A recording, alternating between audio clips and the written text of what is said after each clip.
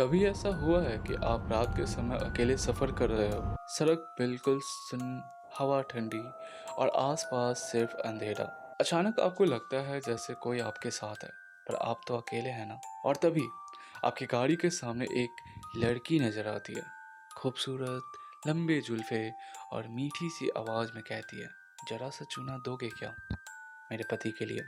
सोचो जरा, अगर आप उस गाड़ी में होते तो क्या करते आप? अपना जवाब कमेंट सेक्शन में ज़रूर लिखना।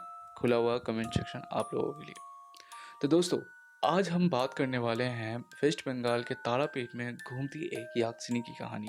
कहते हैं याक्षिनी एक खूबसूरत स्त्री की आत्मा होती है, लेकिन असल में वो मौत का साया होती है। और इस कहानी का मुख्य किरदार है जॉय किशोर, एक शक्तिशाली तांत्रिक। इसका सामना हुआ था उस याक्षिनी से। उसके चंगुल में एक बार जो फंस गया, उसका मौत निश्चित है। तो तैयार हो जाइए, क्योंकि शुरू होने जा रही है एक और स्पाइन चिलिंग हॉरर स्टोरी। लेकिन कहानी शुरू करने से पहले, अगर आपको हॉरर, क्राइम और डार्क वेब की कहानियां पसंद है तो वीडियो को एक लाइक जरूर करें और चैनल को सब्सक्राइब करें और बेल आइकन दबाना मत भूलना, क्योंकि मैं ऐसी कहानियां हर हफ्ते लेकर आता रहता हूँ।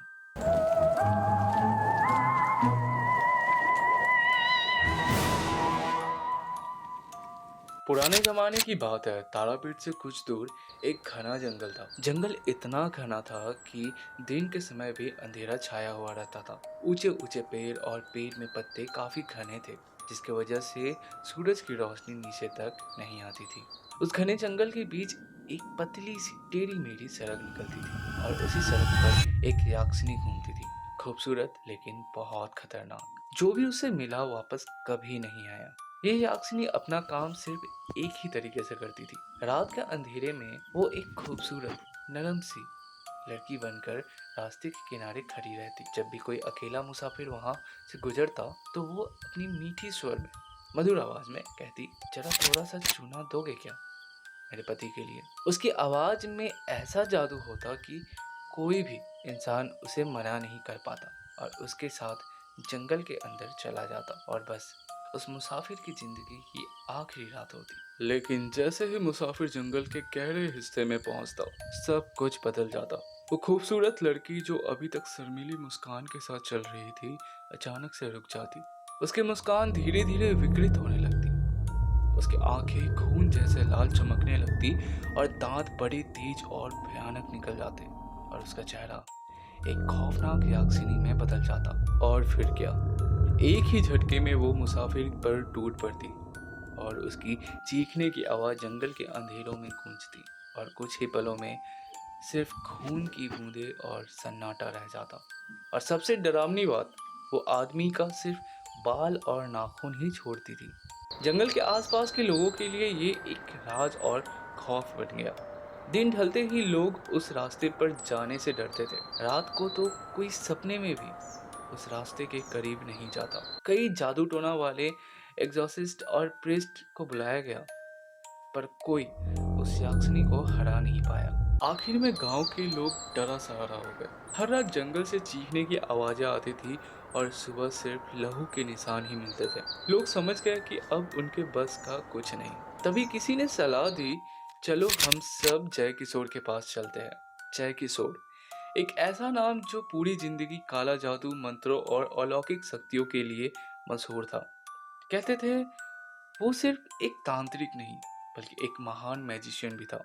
उसकी आंखों में एक अजीब सी चमक थी और उसके पास ऐसी शक्तियां थी जो आम इंसान समझ भी नहीं सकता। जय किशोर ने गांव वालों की बात सुनी और सिर्फ मुस्कुराते हुए बोला, ये याक्षिनी सिर्फ खून पे जीती है, लेकिन आज मैं उसे उसके ही जाल में फंसाऊंगा। और फिर शुरू हुई इंसान और याक्षिनी के बीच एक डर और मंत्र का भारी जंग। जयकिशोर अकेले जंगल में घुस गया। जयकिशोर ने अपनी त्रिशूल जमीन पर टिकाया और धीरे से मंत्र जपना शुरू किया। उसकी आवाज जंगल की अंधेरों को चीर रही थी। याक्षिनी ने जयकिशोर को देखा। उसकी आंखें हल्की सी चमक रही थी, जैसे अंधेरे में लहू की पहचान कर रही हो। फिर उसने अपना नाटक शुरू किया और एकदम से मासूम सी लड़की बन गई। उसने प्यारी सी मुस्कान दी और फिर उसी पुराने जहरीली बोल से बोल उठी, जरा थोड़ा चूना दोगे क्या? वो बोलते बोलते आगे बढ़ी और हवा में उसकी आवाज गूंजी जैसे किसी मंत्रिका जादू की शुरुआत हो। जय किशोर ने तुरंत महसूस किया ये सिर्फ एक माया है, एक झलक उसकी असली शक्ति की। जय किशोर मुस्कुराया। उसने अपनी जेब से एक आयरन नेल, जिसे लोहे की कील कहते हैं, वो निकाला जिसमें थोड़ा चूना लगा था। उसने कहा, हाँ जरूर, ये लो। याक्षिनी ने हिचकिचाते हुए लिया। जैसे ही उसने टच किया, उसने अपनी मुख बंधन मंत्र शुरू किया, हाथ में मंडल चक्र लेकर, और धीरे धीरे जगह को प्रकाश से भर दिया, अंधेरे को तोड़ते हुए। और तब याक्षिनी का रूप एक और बार फिर से विकृत हुआ। रंग उड़ गया, नाक लेटे हुए, दांत तेज हुए, उसकी हंसी खौफनाक हो गई। लेकिन जय किशोर तैयार था। उसने अपने मंत्रों से एक प्रकाश की गोली छोड़ दी और वो चूना वाली लाइन, वो मीठी आवाज, सब एक धुंध हो गया। वो जो खूबसूरत लड़की जो पहले खड़ी थी, अब वो अपने असल लहूसाए रूप में बदल चुकी थी। पर जय किशोर के जादू और शक्तियों के सामने याक्षिनी ज्यादा देर तक टिक नहीं पाई। याक्षिनी चीखी, पर अब वो जय किशोर के वश में थी। उस मोमेंट से वो उसके पीछे गुलाम की तरह चलने लगी। जय किशोर उसको लेकर दक्षिणेश्वर गया, जहाँ उसके रिश्तेदार रहा करता था। उसके घर में एक बुढ़िया आंटी अकेले रहती थी। जय किशोर ने कहा, ये मेरी नौकरानी है, तुम्हारे साथ रहेगी कुछ दिन। एक दिन दोपहर की बात है, जब बुढ़िया उसके बाल में कंघी कर रही थी, उसने अचानक उसकी हेयरलाइंस के पास कुछ अजीब महसूस किया। उसने हाथ से छुआ और उसे एक ठंडी लोहे की चीज मिली। ध्यान से देखने पर उसने देखा एक आयरन नेल उसके सर में घुसा हुआ था। बुढ़िया हैरान रह गई। उसने बिना सोचे समझे वो कील खींच कर निकाल दी और जैसे ही कील बाहर आई, पूरे घर का माहौल बदल गया। एक तेज हवा का झोंका घर के अंदर घुस गया और घर के अखंड चिराग खुद बुझ गया। और वो लड़की अचानक से अपनी असल रूप में आ गई और चीखती हुई घर से भागने लगी। जब जय किशोर को पता चला तो उसने सर पकड़ लिया, क्योंकि ये उससे बहुत बड़ी भूल हो गई थी। जय किशोर उसके पीछे भागता रहा। गांव वालों ने हाथ जोड़कर कहा, वो उत्तर की तरफ भागी है। जय किशोर तेज कदमों से दक्षिणेश्वर मंदिर के पास पहुंचा, लेकिन उसने देखा याक्षिनी नदी पार कर रही थी। वो पानी के बीच खड़ी उस तरफ देख रही थी और जय किशोर इसी बीच चीख उठा, कहाँ भाग रही है तू? पर उस वक्त उसके पास कोई नाव नहीं थी। तभी उसने अपने मंत्रों का उच्चारण शुरू किया। उसकी आवाज गुनगुनाहट की तरह हवा में घूम गई और मंत्र की शक्ति से याक्षिनी एकदम से वहीं जम गई, जैसे किसी ने उसके पैर पानी में बांध दिया हो। जय किशोर ने गरज कर कहा, अब तुझे बचने का एक ही रास्ता है, कसम खा कि इंसानों को कभी परेशान नहीं करेगी।